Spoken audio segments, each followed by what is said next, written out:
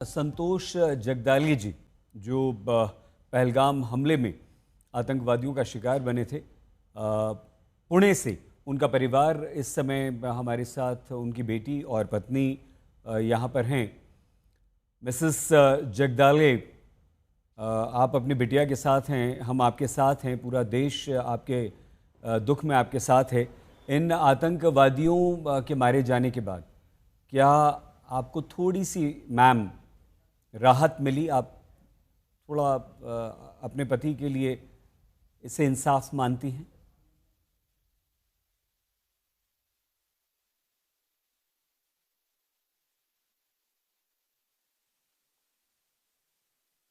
Mrs Jagdale, क्या हमारी आवाज आप तक मैम पहुंच पा रही है? आप हमें सुन पा रही हैं?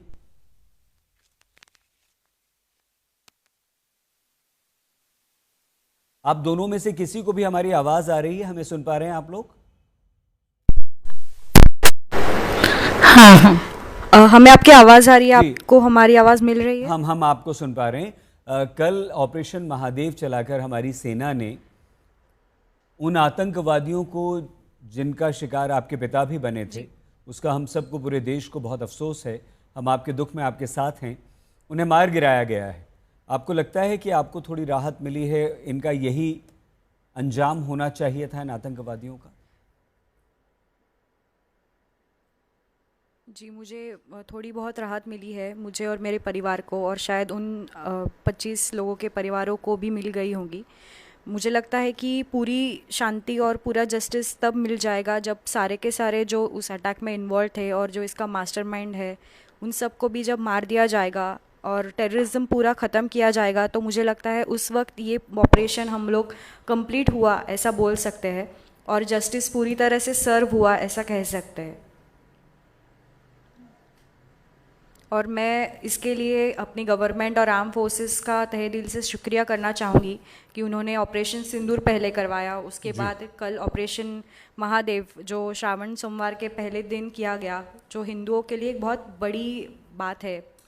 एक प्रेरणा मिल गई इससे, और मुझे लगता है कि उन 26 लोगों की आत्माओं को एक थोड़ा सा सुकून मिल गया होगा कि जिन्होंने ये अटैक किया, जिन जिन लोगों को उन्होंने मारा था, उनमें से जो भी 3 लोग मारे गए कल के ऑपरेशन में जी, उनको मार के उनकी आत्माओं को शांति ज़रूर मिली होगी।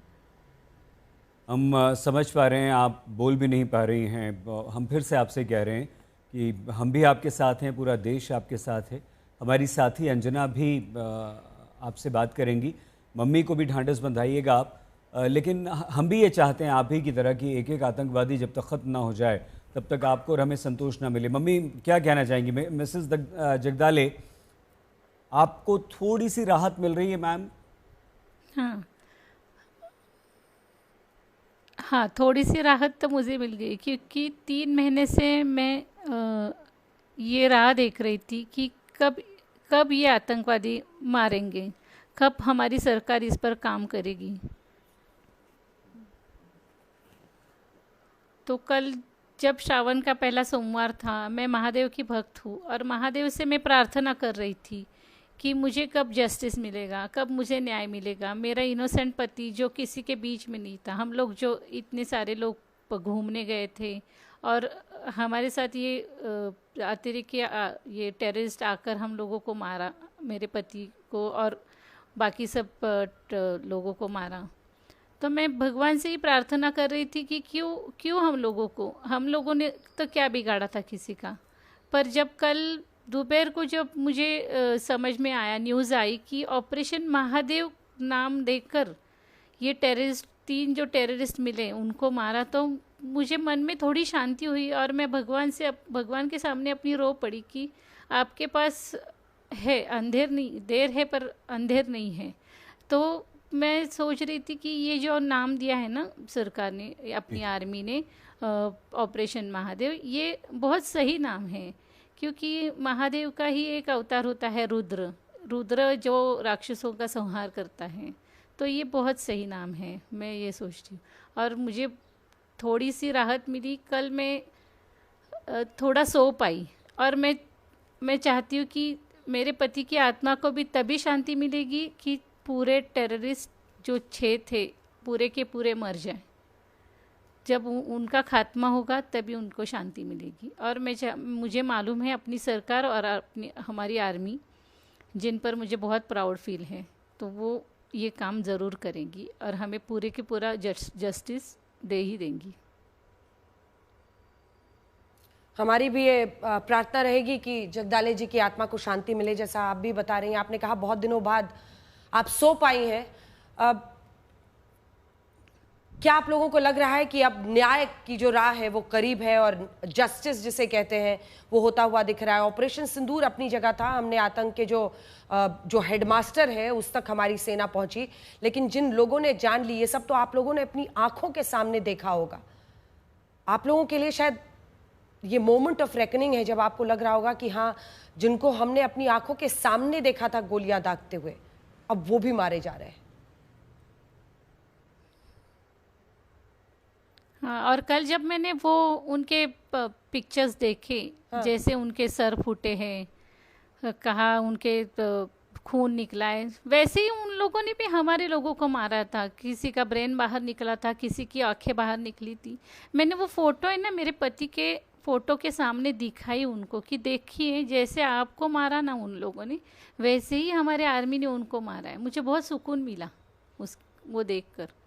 पर कहाँ पर मुझे दुख भी हुआ कि ना कैसे इंसान है वो, कि उनको इन्होंने ऐसे इनोसेंट लोगों को मारा है कि उनको ऐसा सिखाया जाता है कि काफिरों को मारो तो आपको जन्नत मिलती है। अब मैं सोचती हूँ इनके ऐसे हालात हो गई है कि उनके ब्रेन फूटे हैं या फिर उनकी आंखें निकली है, उनके टुकड़े हो गए हैं, तो ये कहाँ की जन्नत है? ऐसा क्यों सिखाते इन लोगों को? ये जन्नत नहीं, ये जहन्नुम है। उनको तो जन्नत मिलने वाली है ही नहीं, ये तो जहन्नुम में ही जाएंगे। उनको सिखाने वाले ही गलत है। मैं तो बोलती है आर्मी को कि जो उनको सिखाते हैं, जो ऐसे छोटे बच्चों को उठा के लेके जाते हैं, पैसे देते हैं, गरीबी का फ़ायदा उनका उठाते हैं और ऐसे टेररिस्ट बनाते हैं, वो जिनको ये सिखाते हैं ना उनको ही मारना चाहिए। और जो अपनी सरकार ने ऑपरेशन सिंदूर में काम किया था ना, उनके तल ही उद्ध्वस्त किए थे। उनका जो जहाँ पर उनको सिखाते वही उद्ध्वस्त, वो तो बहुत अच्छा किया। और भी हमारे सरकार ने और आर्मी ने ऐसे ही ढूंढ कर उनका नष्ट करना चाहिए। और आज गृह मंत्री ने ऐलान भी किया कि ये तीनों आतंकी वही हैं जिन्होंने पहलगांव आतंकी हमले में मारा। आपने बहुत बड़ी बात कही, बहुत आसान नहीं है ऐसी तस्वीरें देखकर कोई भी दहल जाए, लेकिन जब आपने अपनों को इस तरह से निहत्थे मासूम परिवार वालों को देखा होगा, तो हम लोग तो बहुत दूर से देख रहे थे मैम, और तब भी हम लोगों के हाथ पैर कांप रहे थे। तो आप लोग ने जो झेला होगा उसको तो कोई समझा नहीं सकता है शब्दों में। हैवान से कम ये नहीं थे और हमारी सेना जानती है कि ऐसे लोगों को किस अंजाम तक पहुंचाना है।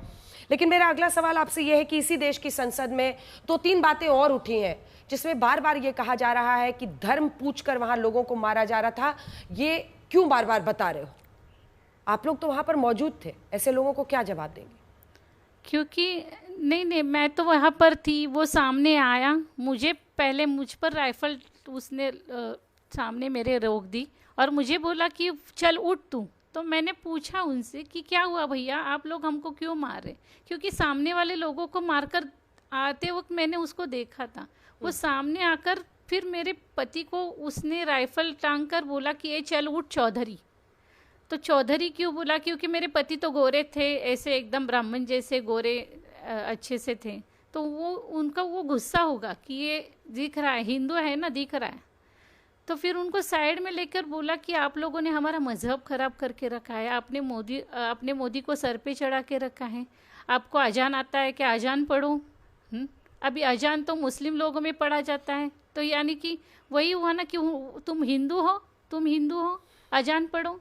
तो मेरे पति बोले कि मुझे आता है, पर आता है बोलने तक उसने 3 शॉट्स लगा दिए, एक सर पर ये, और जाओ आप नहीं। और ये भी बात बोला कि आप लोगों ने हमारी वीडियो वायरल करके रखी है कि हम औरतों और बच्चों को मारते हैं।